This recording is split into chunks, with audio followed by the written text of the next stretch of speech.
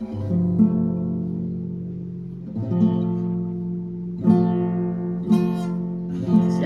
selamat pagi. Mari kita memuji Tuhan.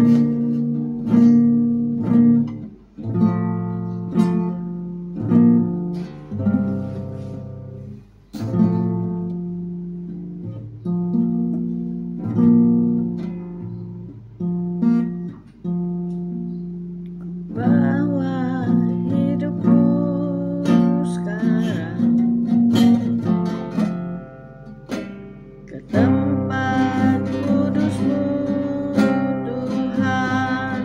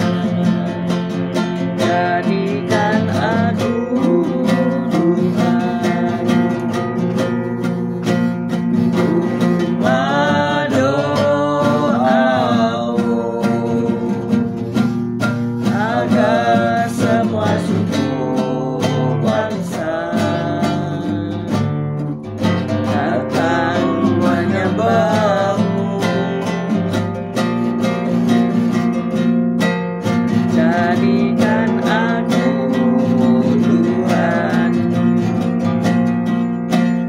upah doamu, agar semua suku bangsa datang menyembahmu,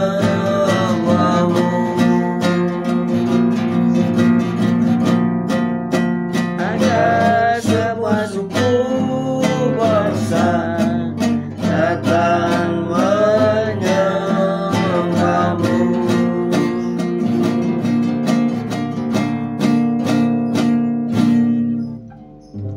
Ya Kau ya Bapa, kita syukur, terima kasih Kau baik, Kau sungguh Allah Yesus sangat baik. Pagi hari ini Kau tetap menyertai kami dalam siaran gembala, siaran renungan pagi hari ini ya Tuhan Yesus. Sebentar lagi Kau baca firman-Mu, merenungkan firman-Mu, Kau buka hati pikiran kami agar kami dapat menerima firman-Mu. Berikan roh pengertian bagi kami agar kami mengerti akan firman-Mu, dan berikan iman yang kuat bagi kami agar kami dapat melakukan firman-Mu dalam kehidupan kami Tuhan Yesus. Kami serahkan kehidupan kami sepanjang hari ini bersama-sama rekan-rekan peserta daripada renungan pagi hari ini ke dalam tangan-Mu, di dalam kuat kuasa-Mu, di dalam perlindungan-Mu, di dalam penyertaan-Mu, di dalam kasih-Mu, juga di dalam berkat-Mu ya Tuhan. Dan Kau tetap berikan kesehatan dan kekuatan bagi tubuh kami agar kami dapat melayani Kau lebih lagi. Dalam nama Yesus kami sudah berdoa untuk mengucap syukur. Amin, amin, amin. Haleluya. Tuhan. Saya akan membacakan Lukas 18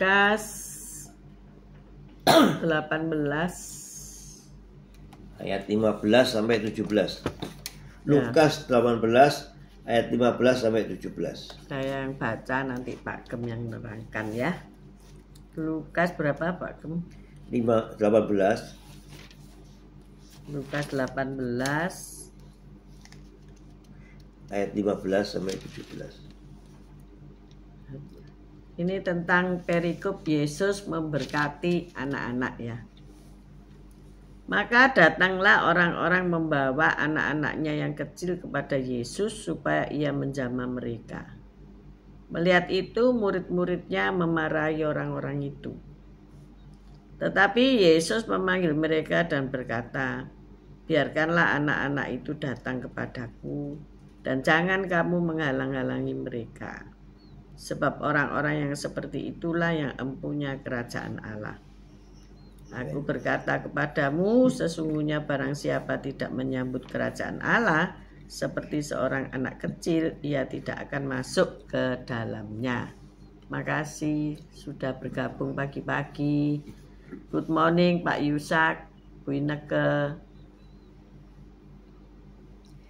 Bu Elias, Pak Elias, selamat pagi. Bu Viken, Pak Henry, Bu Wanda, Pak Budi,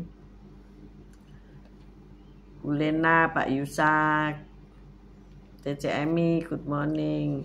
VV, Vijaya, good morning.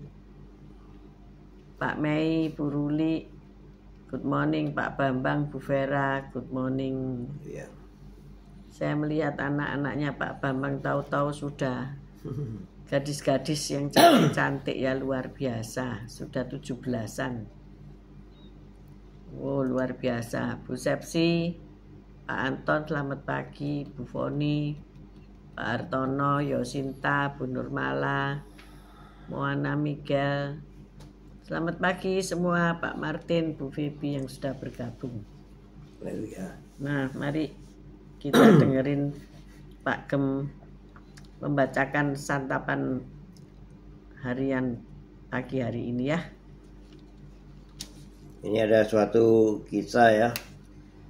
Suatu hari Eliana, cucu perempuan saya yang baru berusia 7 tahun, menyaksikan video di sekolahnya tentang sebuah panti asuhan di Guatemala.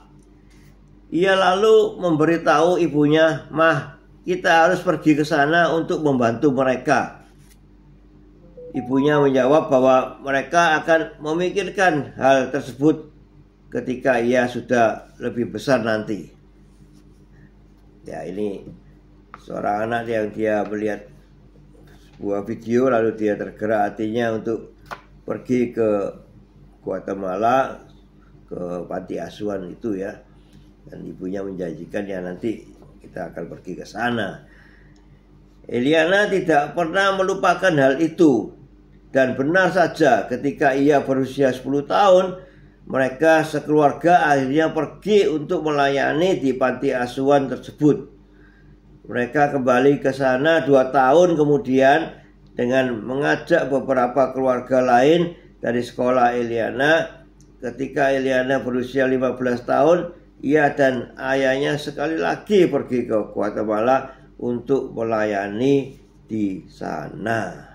Ya, mereka sudah berapa kali nih ya, paling sedikit 3 kali ke panti asuhan itu ya. Kadang-kadang kita berpikir bahwa keinginan dan impian anak-anak tidak sepenting harapan orang dewasa. Namun kitab suci tidak membuat perbedaan seperti itu. Allah memanggil anak-anak seperti dalam kisah Samuel di 1 Samuel 3 ayat 4. Coba semua. 1 Samuel 3 ayat 4.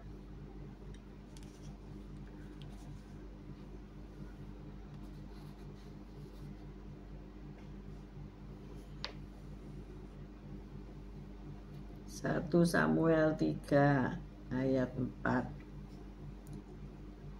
Lalu Tuhan memanggil, Samuel, Samuel, dan ia menjawab, ya Bapa.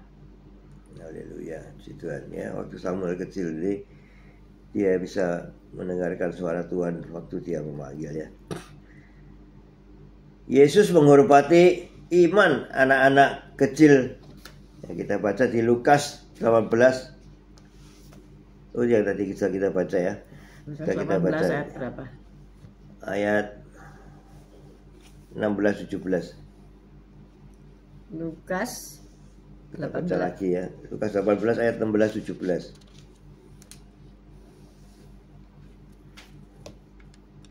Ayat 16, tetapi Yesus memanggil mereka dan berkata, biarkanlah anak-anak itu datang kepadaku, dan jangan kamu menghalang-halangi mereka. Sebab orang-orang yang seperti itulah yang empunya kerajaan surga. Amin. Amin. Kita harus datang kepada Yesus seperti anak-anak ini ya.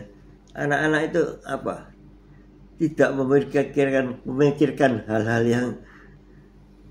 yang ya berat-berat ya. Dia anak-anak itu seolah-olah ya santai lah ada pikirannya gitu ya. Sehingga kita harus seperti itu. Apa itu maksudnya? Ada motivasi. Gobloi. Kita datang dengan Yesus itu dengan segala kerendahan hati, tulus, ketulusan. Anak-anak itu tulus ya. Tidak ada motivasi apapun ya. Motivasinya benar ya. Tidak ada motivasi yang jahat gitu loh. Mereka datang ya wis ngejak ayahnya datang ya sudah, ayo kita berangkat, kita pergi gitu ya. Jadi ya memang keinginan anak-anak itu tidak sepenting kata tadi ya. Tapi kita kadang-kadang harus menuruti keinginan mereka kalau memang keinginannya itu bagus ya. Seperti anak kecil tadi Eliana itu mengajak pergi ke panti asuhan ya, itu satu hal yang positif ya. Ayo pergi ke sana. Ya kalau kita pergi ke panti asuhan itu banyak sekali ya anak-anak yang menderita di situ yang tidak punya orang tua ya, yatim piatu. Kita bulan yang lalu kan juga pergi dengan anak-anak sekolah minggu itu ke sebuah panti asuhan ya. Nah, setelah pulang kita tanya pada seorang anak, kamu mau tak tinggal di sana? Enggak mau, Omah. Gitu. Jadi dia lebih baik tinggal di rumahnya sendiri, dan makanya kamu harus mengasihi kedua orang tuamu, mengasihi papa mama, sehingga kamu tetap bisa tinggal di papa mama situ gitu. Daripada lihat anak-anak itu kasihan kan, mereka nggak punya orang tua sehingga mereka harus tinggal di panti ya. Itu hal yang positif sehingga bisa memotivasi anak-anak untuk mereka lebih mencintai kedua orang tuanya. Paulus berkata bahwa orang-orang percaya yang masih muda janganlah meremehkan hanya karena kemudaan mereka. Ya. Kita baca di 1 Timotius 4 ayat 12. 1 Timotius 4 ayat 12. Ayat 12. Jangan seorang pun menganggap engkau rendah karena engkau muda. Jadilah teladan bagi orang-orang percaya dalam perkataanmu, dalam tingkah lakumu, dalam kasihmu, dalam kesetiaanmu, dan dalam kesucianmu. Ya, ini kan Timotius ini masih muda, tapi diberikan suatu pengharapan untuk dia bisa melayani Tuhan. Karena itu kita dipanggil untuk membimbing anak-anak kita. Kita baca di Ulangan 6 ayat 6 dan 7. Ulangan Ulangan 6 ayat 6 dan 7.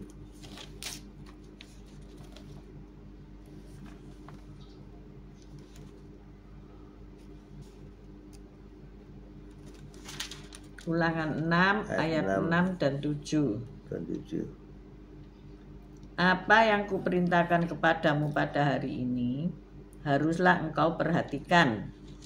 Haruslah engkau mengajarkannya berulang-ulang kepada anak-anakmu dan membicarakannya apabila engkau duduk di rumahmu, apabila engkau sedang dalam perjalanan, apabila engkau berbaring, dan apabila engkau bangun.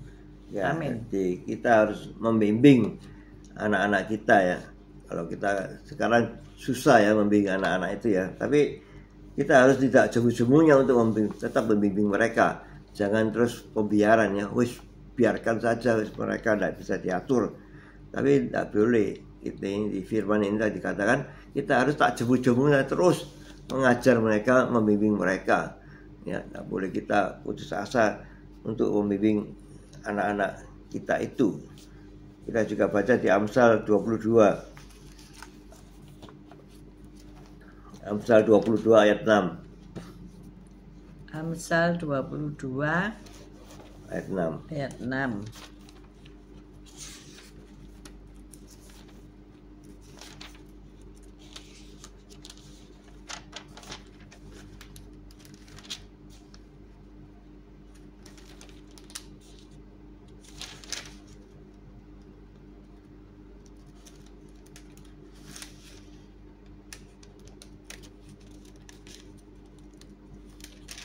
Amsal 22 ayat 6. Didiklah orang muda menurut jalan yang patut baginya, maka pada masa tuanya pun ia tidak akan menyimpang daripada jalan itu.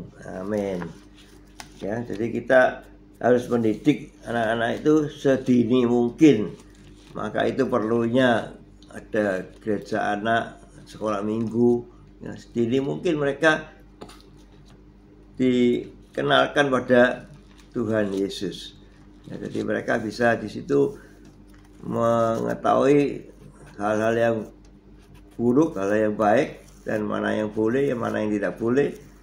Ya, jika mereka bisa dididik di situ sedini mungkin. Ya. Dan kita baca lagi di Matius 18 ayat 3. Matius 18 ayat 3. Matius 18 ayat 3. Ayat 3. Lalu aku berkata kepadamu, sesungguhnya jika kamu tidak bertobat dan menjadi seperti anak kecil ini, kamu tidak akan masuk ke dalam kerajaan sorga. Amin. Ya, bahwa mengakui bahwa iman anak-anak patut menjadi teladan bagi kita semua.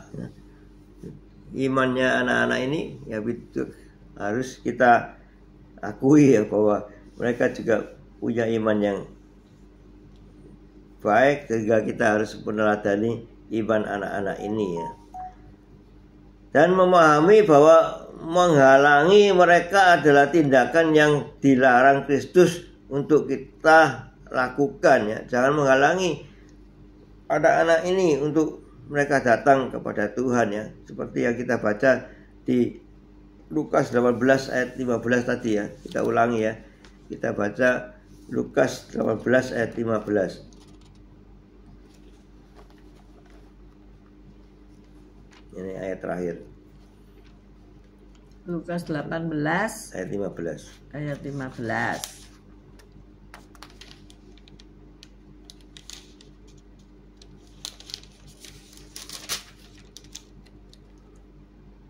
Maka datanglah orang-orang membawa anak-anaknya yang kecil kepada Yesus supaya ia menjamah mereka. Melihat itu murid-muridnya memarahi orang-orang itu. Ya, kita harus membawa anak-anak itu kepada Tuhan ya, sehingga mereka sedini mungkin dididik oleh orang guru-guru di sekolah minggu itu ya, untuk mereka bisa mengenal Kristus lebih awal. Terima kasih. Kita yang sudah dewasa ini kadang-kadang menyesal ya, kenapa kita tidak sedini mungkin dulu ya kita lebih mengenal Kristus, sehingga kita lebih baik jalan kehidupan kita. Saat kita melihat percikan harapan dalam diri anak-anak, tanggung jawab kita sebagai orang tua adalah membantu mengobarkannya dengan pertolongan Allah. Marilah kita mendorong mereka untuk mempersembahkan hidup bagi Yesus dan pelayanannya. Ya, kita harus terus mendorong ya anak-anak yang mereka mulai cinta Yesus. Ya, kita harus dorong terus ya. Mereka minta, ayo Pak pergi ke sekolah minggu. Kita sebagai orang tua kadang-kadang yang malas ke gereja ya, tapi anaknya itu yang mengajak orang tuanya, ayo Pak ke gereja. Nah, ini luar biasa ya, luar biasa. Sekarang banyak anak yang memarahi ayah ibunya karena terlambat ke gereja. Iya. Dan ia mau on time. Itu karena hasil didikan sedari kecil ya. Apa yang dididikkan oleh guru sedari kecil itu akan terpateri di dalam hatinya, dan begitu ia mencintai Yesus maka ia tidak mau terlambat gitu ya. Iya. Ada yang mereka sudah agak dewasa kan, mereka ada pelayanan juga di gereja, menari atau pakaian apa di gereja, sehingga mereka itu apa istilahnya bahasa Prancisnya itu mengobrak-obrak orang tuanya, ayo cepetan berangkat, aku ada tugas di gereja. Apalagi setelah pandemi berjalan itu kan kita live streaming ya. Ada bagusnya karena harus on time.